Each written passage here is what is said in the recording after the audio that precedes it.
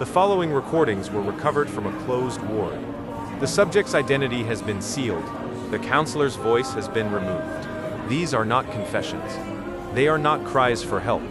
They are documentation of what happens when a person is dismantled, diagnosed and dismissed, and refuses to stay broken. This is subject 628. These are her recovered ward sessions.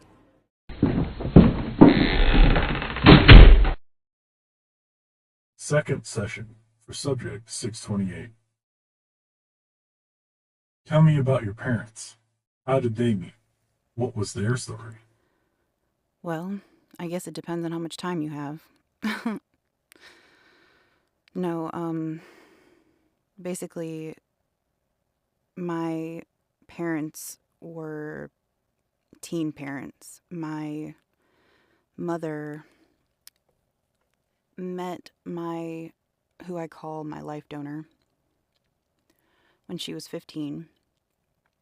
Her lifelong childhood friend, who I ended up later calling my aunt, had a boyfriend, and that boyfriend had a brother, and they fooled around, and he was 18, she was 15, and she got pregnant. And they were never together. As a matter of fact, the following year, the day before my birthday, she was getting married to another man and pregnant with my brother. And then the following year, on her birthday, she was giving birth to twin girls.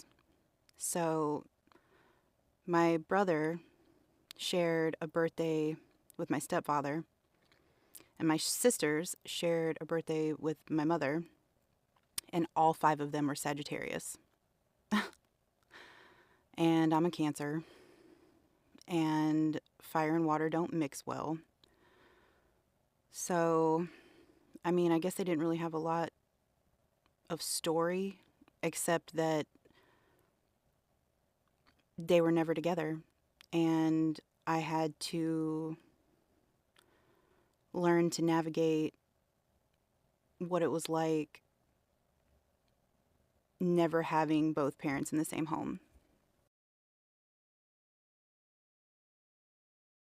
What was it like never having two parents coexist in the same home together? Not having both parents not in the same home and never really getting along either. It was like war. It was, in one home, I had a strict Christian Pentecostal Nana, and in the other, my life donor basically called her crazy, called her Nana Banana, and basically mocked her religion. And frequently he would mock and make fun and say things to me about my mom or that side of the family that I think he said to me on purpose to make me upset,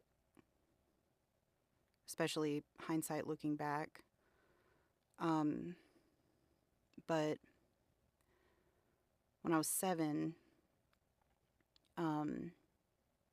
he married my stepmother, and they had a baby girl. She had severe Down syndrome, and when she was first born, she was born with holes in her heart, and so she had to have open heart surgery immediately. And then when she came home, she was on an oxygen tank. And 3 years later, my baby brother who was born 2 months premature, 3 pounds, 3 ounces, I still remember. And he needed a lot of care because he was premature. And so I was the oldest of 6 children between 2 homes. And I don't know, I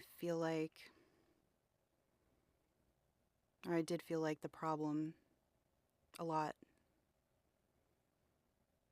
I was the only one child that was between both of my parents, and all the other kids had both of their parents in the same home. And I don't know. I don't know if I ever really have ever felt like what real home feels like. What kind of opposing morals, values, or habits were you taught that conflicted with the other parent?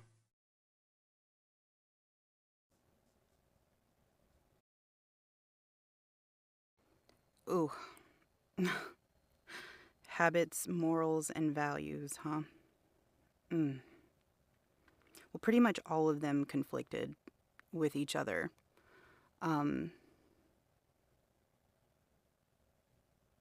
I will say that in my mother's defense, she had a really good habit of handling the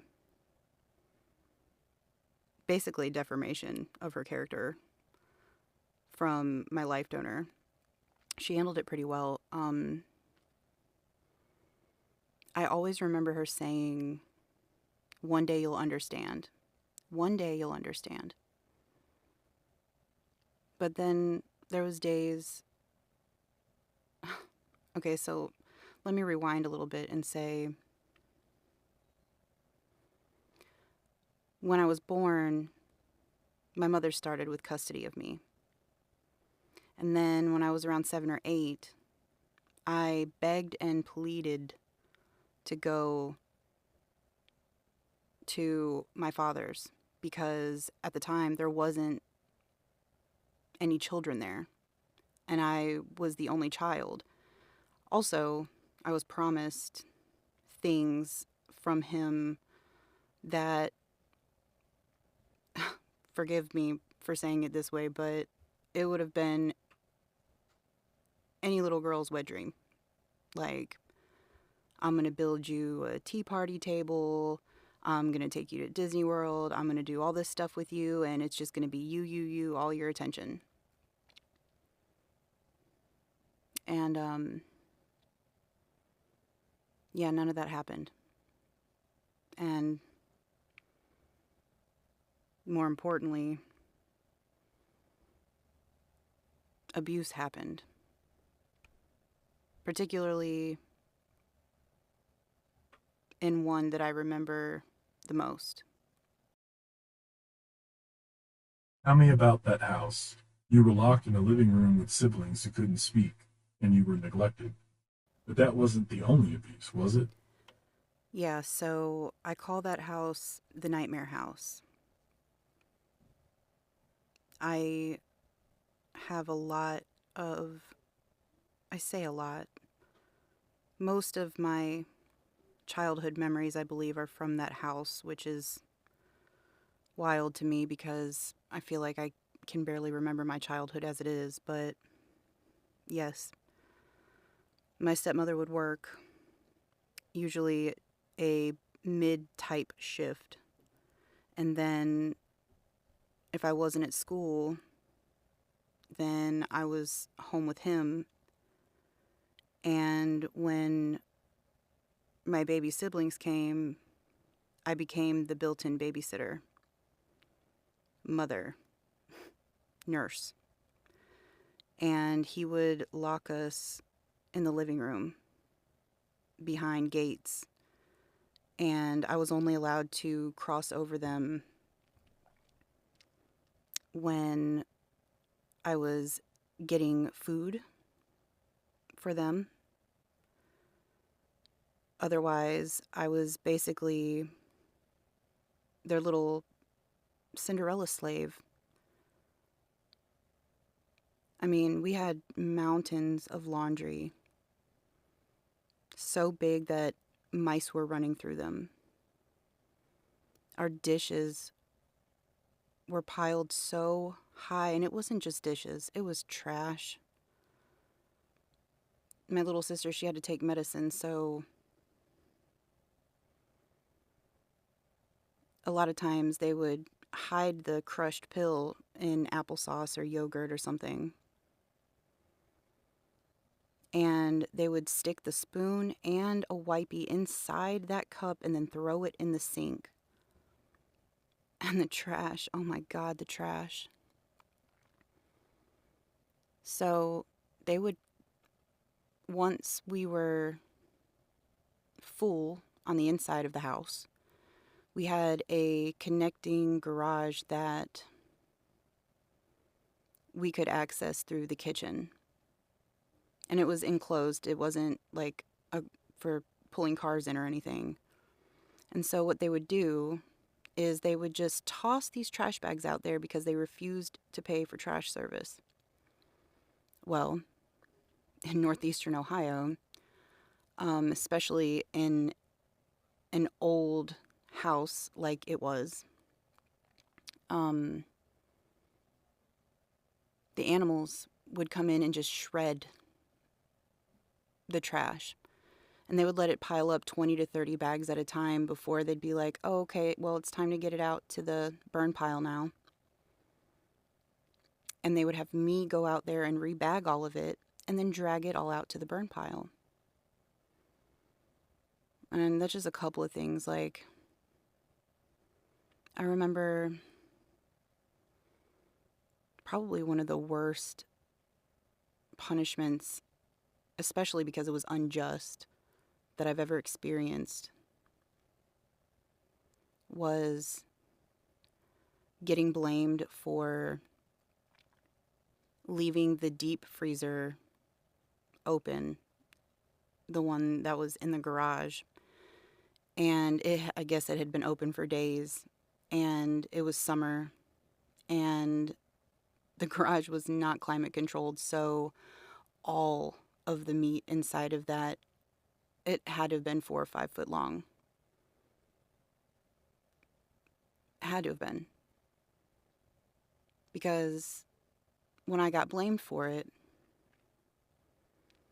I was forced to get inside of it with the rotten meat, bag it, and then scrub it down with my bare hands and bare feet.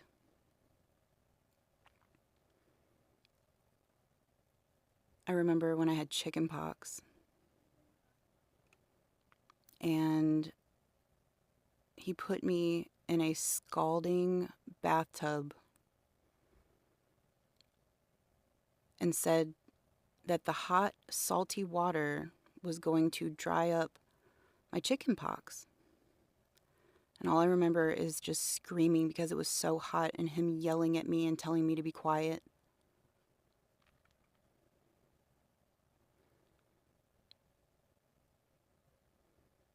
But he was mean. It wasn't even just like the punishments. He was just a mean individual. He would make fun of me. He would humiliate me in front of other people purposefully. I remember, I can't even tell you, I must have been 5 or 6 years old, and we were at a car wash. And he had handed me the trigger, told me to hold it. He went to go put the quarters in, and my uncle was there with us. And as soon as the water kicked in, I flew backwards because I was tiny and it was cold. And my pants got wet and I cried, and then he made fun of me for crying. But no, even all of that, that wasn't the only abuse. He raped me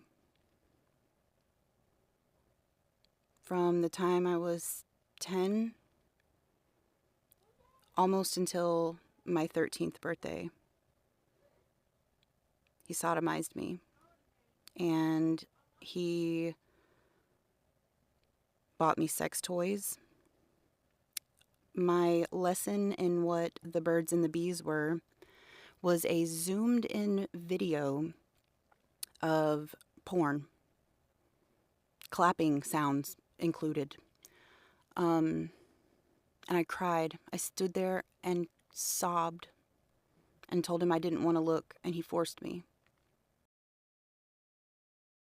You were experiencing every kind of trauma at a very early age. What did that teach you about love and safety? And what did it teach you about your own worth? Yes, I had already at that age been experiencing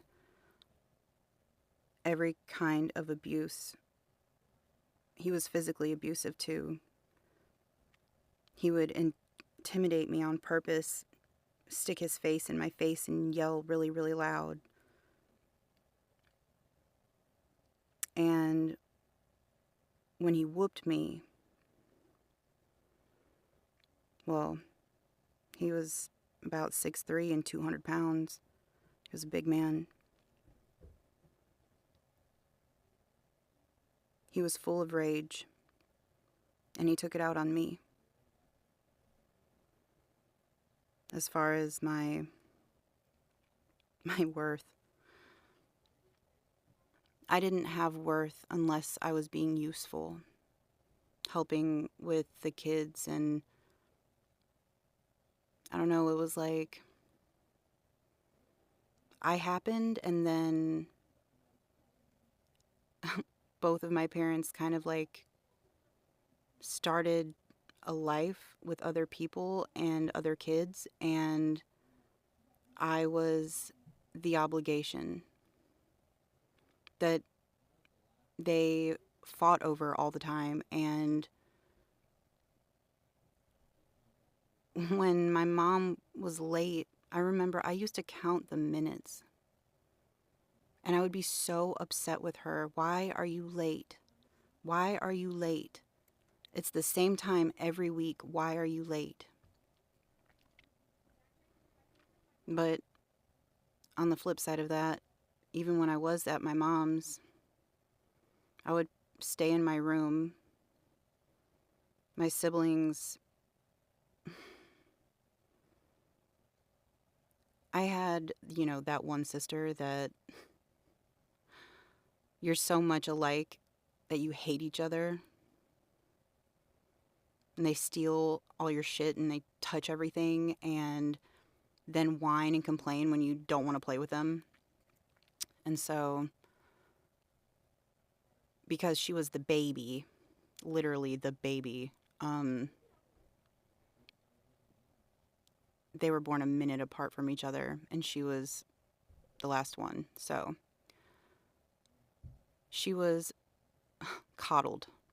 And if she would start hollering, that meant we better start ducking or going outside to pick our switch because we were all going to get it.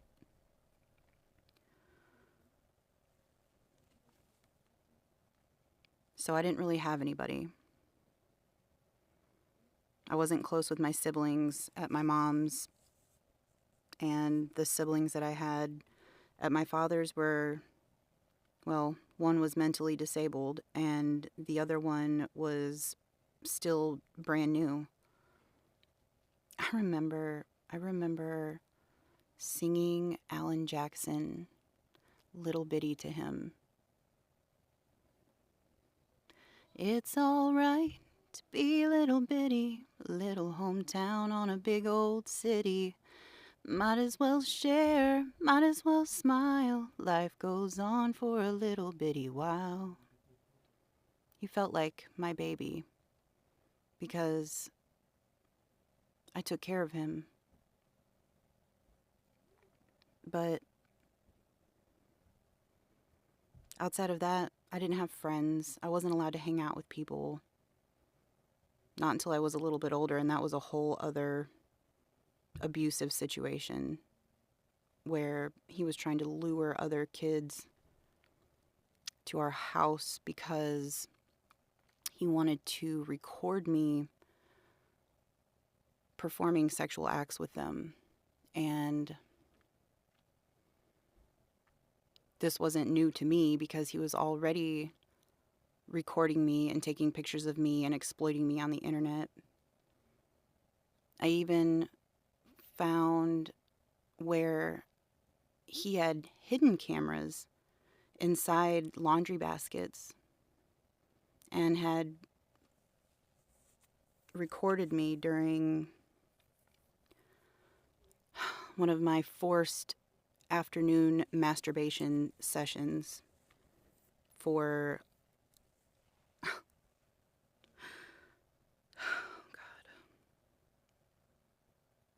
because I needed an outlet. And when my stepmother found those toys, that's what he told her. She needs an outlet. I was 12. I didn't need an outlet. And I think one of the most hurtful things that she ever said to me, we were in the living room one day, it must have been one of her days off, and he made me come lay on top of him on the couch. And I'm sure it did make her uncomfortable the way he was making me lay on him. And afterwards, she pulled me into the garage and she called me a slut. She didn't protect me. She was protecting herself. Your father told you your invisible friends weren't real. What did that do to your trust in yourself? And did you ever regain that trust back? Oh my God, yes, my invisible friends. So, psychologically speaking, what I've learned is that when a child is neglected or severely abused or in an unsafe or unstable environment, the mind will split because it doesn't feel safe enough to experience the harm inside the body. So it will split into what is called the observer or the witness.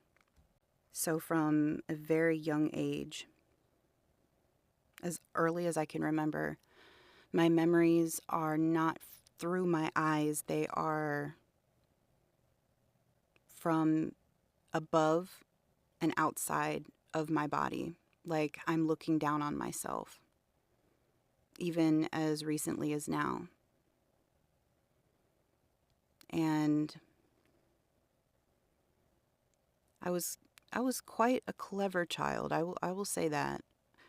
I had imaginary or invisible friends, which I now understand that it wasn't imaginary at all. It was actually very spiritual. I was very tapped in as a child. And one day while we were in the car, he asked me who I was talking to. And I was like, oh, my friends. And he was like, what friends? And I was like, well, my friends. And he goes, you don't have any friends. And don't go around telling people that because they'll throw you in the loony bin. And so I learned to hide or ignore or bury my spiritual gifts. And no, I don't think I regained that trust back until I think I was probably 30 years old. And I found spirit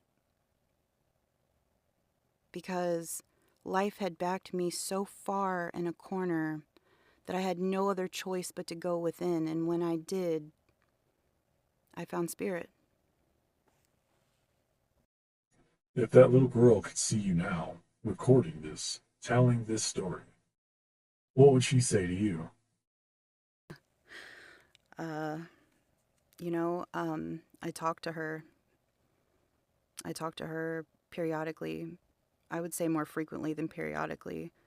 I actually converse with multiple versions of myself, but she would tell me that I'm brave. She would tell me that there's somebody out there that needs to hear our story, even if it only reaches one person, helps one person not feel so alone. That's the only reason I decided to agree to these interviews. I mean, yeah, sure, I get some processing done, and it does help me heal by externalizing some of the trauma, but we really want to help somebody know that they are not alone in their pain.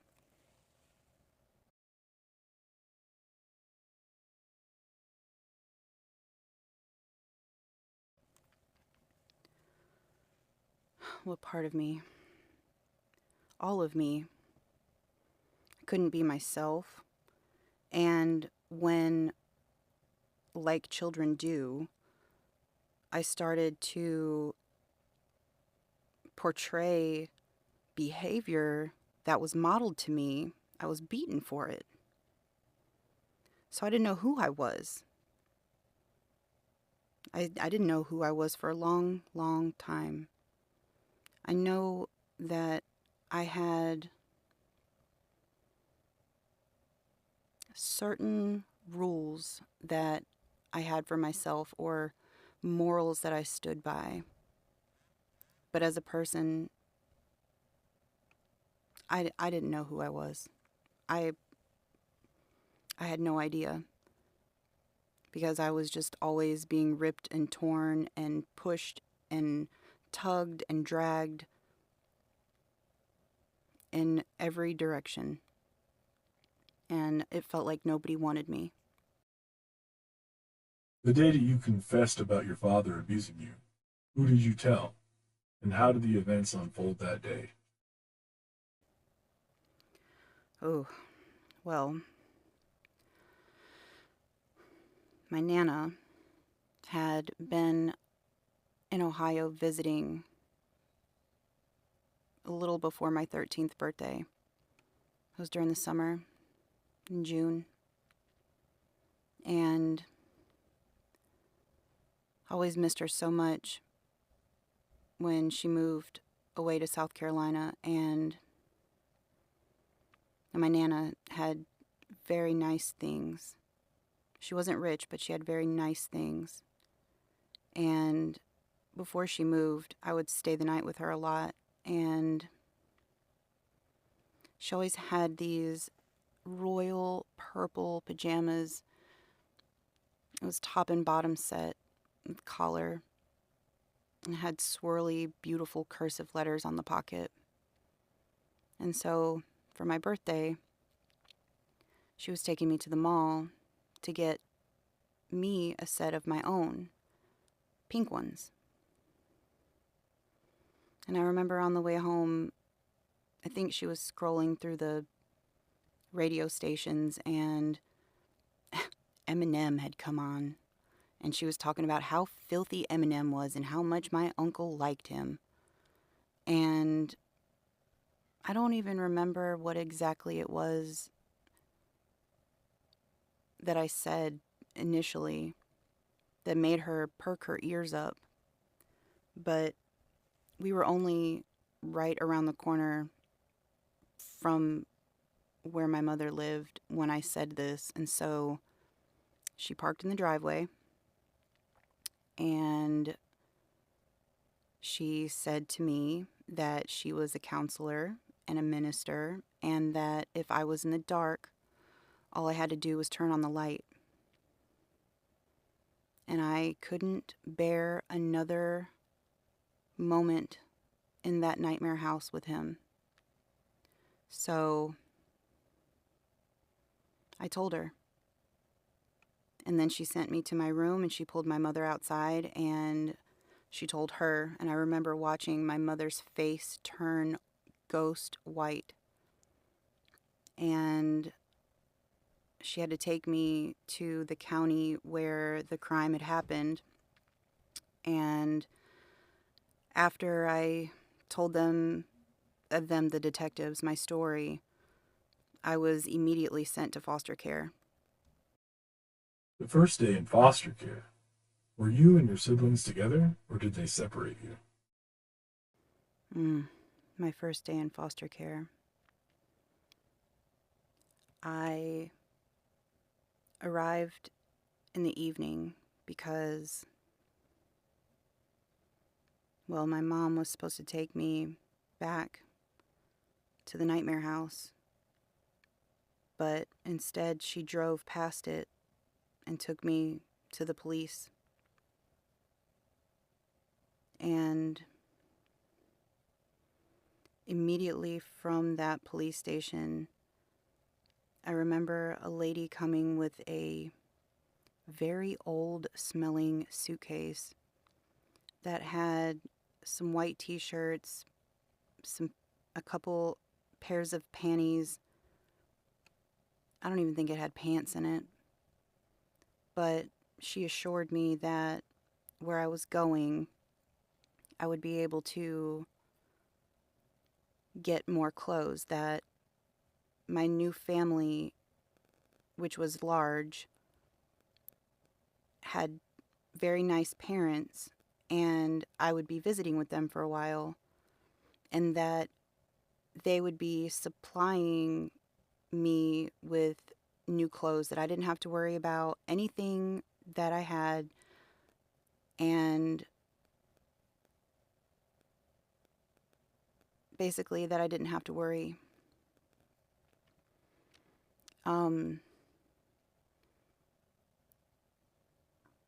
Later on that night, my two youngest siblings joined me, and I remember bawling like a baby. I remember I wanted them to sleep in the bed with me because I was so afraid that we would be separated. And we were, just like he told me we would be. Because my sister was special needs, and there was a lot of kids in that house. And it wasn't that they were bad, it was just that she required more attention than they could provide. And my brother, he was 3 years old, and he still wasn't talking yet. It wasn't for lack of my trying or my lack of talking to him, or maybe it was the fact that, a 12-year-old shouldn't have been, or a 10-year-old shouldn't have been raising a baby on her own. Yeah, that was probably it. So yes, eventually they did separate us. And I was crushed.